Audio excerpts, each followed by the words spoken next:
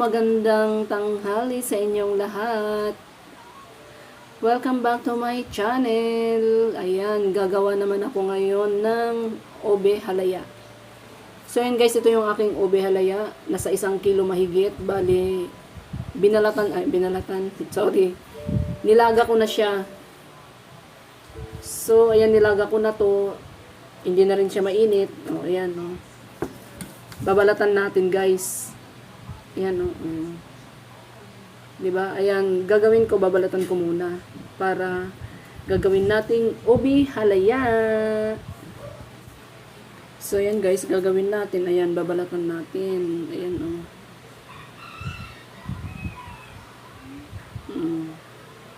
Nalaga na to.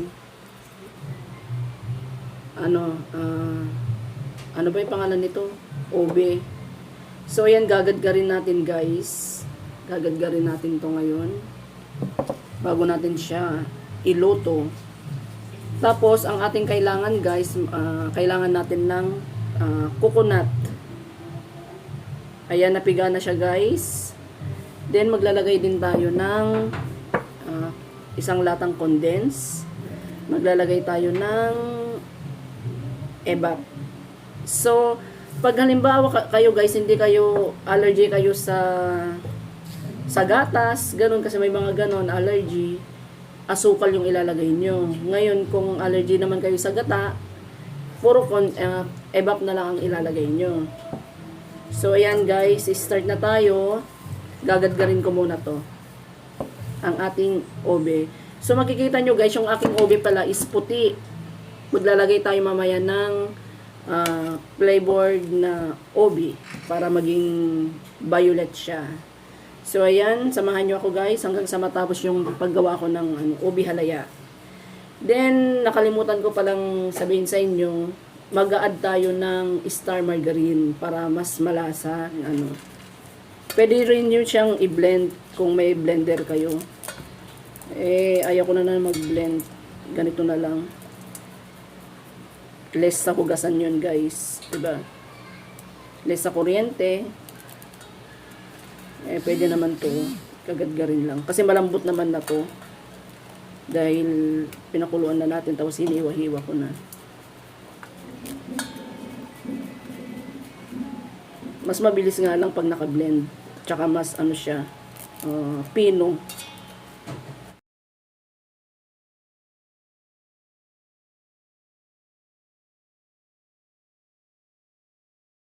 Guys, mag-i-start na tayo. Ayan, unahin natin guys. Ayan, nagpainit na ako ng ating nasirang hawakan. Ang ating wok. So, unahin ko guys, ilalagay ko na yung gata. Ayan.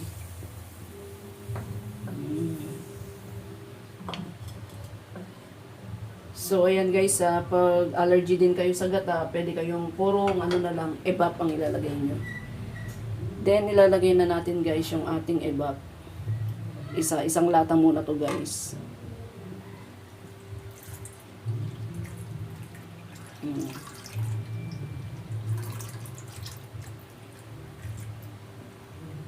Yan.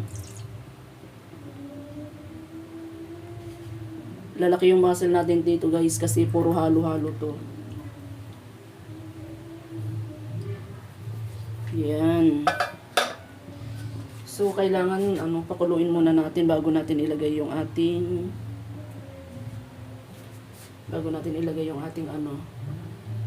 ginadgad na ube.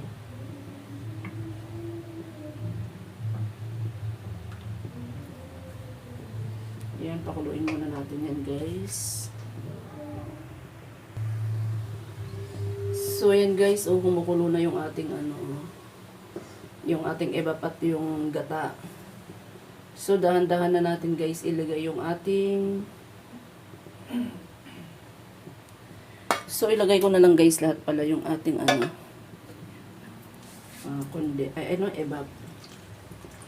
Lagay ko na lang din tong isa.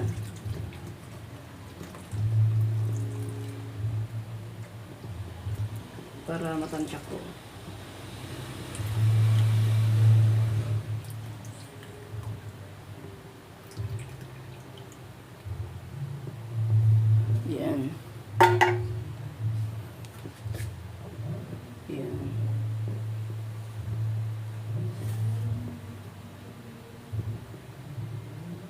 Kailangan wag niyong tipirin yung ingredients niyo para mas masarap, mas malasa. Para maubos lahat. Walang natitira, di ba? Hindi sayang yung pagod. Yan.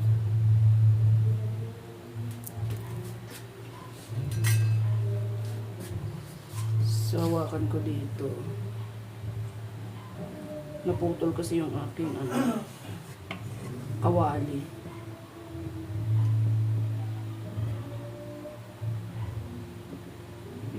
Tanggalin natin yun ang langgam. Maglalagay tayo mamaya ng ubi flavor.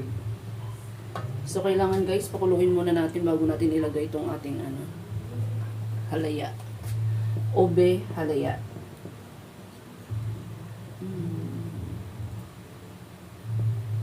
Pwedeng pang to guys, pang negosyo, dagdag income.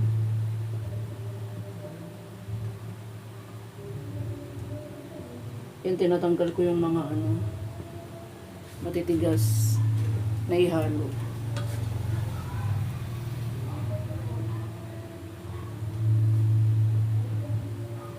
So ayan, nag-i-start na siyang kumulo. Pwede na natin ilagay itong ating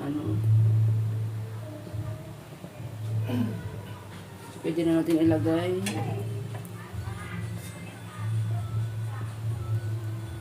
Ayan.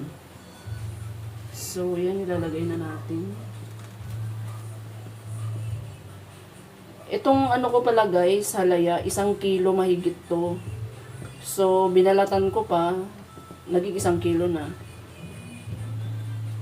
Ayan.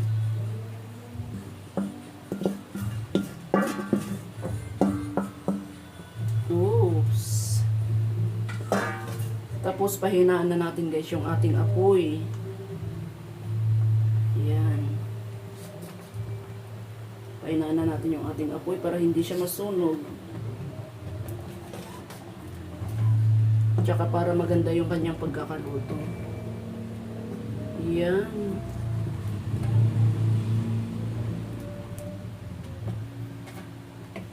Sasakit nga lang ang natin dito.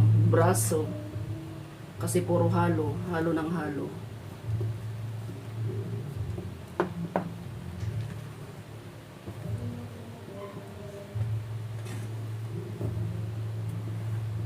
Yan.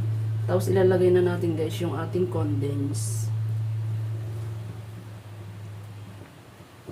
Tapos titikman natin kung tama na yung lasa bago tayo mag-add ng sugar kung kailangan pa.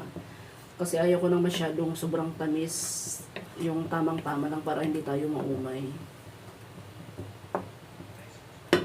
So ayan, ilalagay na natin ang ating condense. Ayan, mayroon akong condense na 1 lata. Ayan.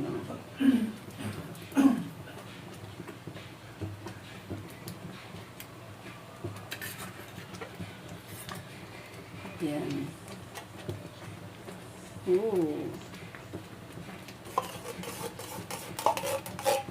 Simutin natin kasi sayang. Mahal ang ingredients ngayon. Nagmamahalan. Para hindi sayang.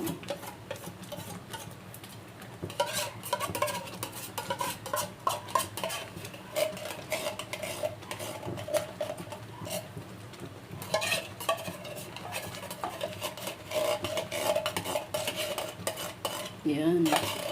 Kailangan simot na simot guys. Ngayon kung gusto nyo yung sobrang tamis guys, magdagdag kayo ng 1 lata pa.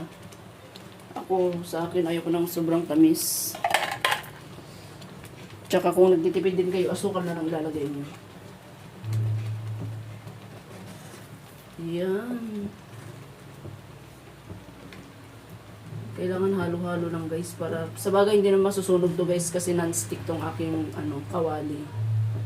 So hindi siya masusunog.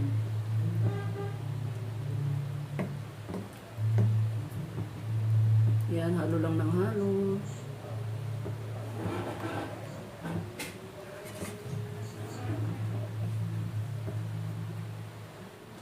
So ayan, maglalagay tayo ng ubi flavor. So, yun guys, so maglalagay ako ng sugar. Mag-add pa tayo guys ng ano niyan, ng kulay. Kinulang lang ako. Kailangan ano, yung violet na violet siya. So, nag-add na muna ako ng ano, ng sugar. Kasi medyo hindi pa siya ganun katamis.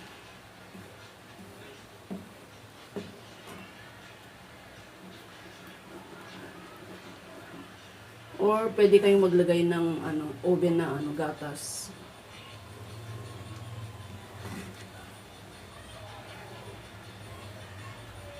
Para ano.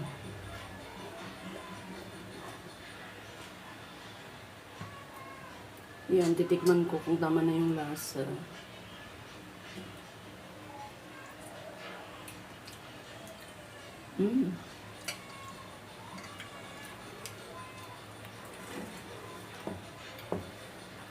Sarap.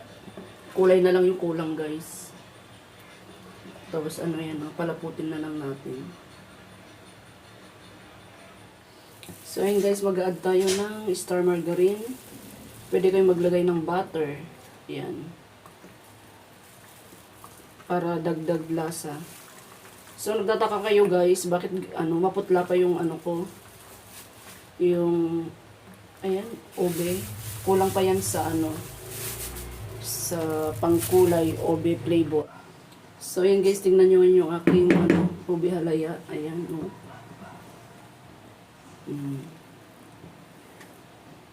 Tamang-tama lang yung kanyang lasa, yung kanyang tamis. Hindi siya ganun katamis. Ano siya, malasa yung ano, yung nilagay natin na ano, na star margarine. Nagpalasa la niluluto. So ayan, thank you so much guys again for watching my YouTube channel.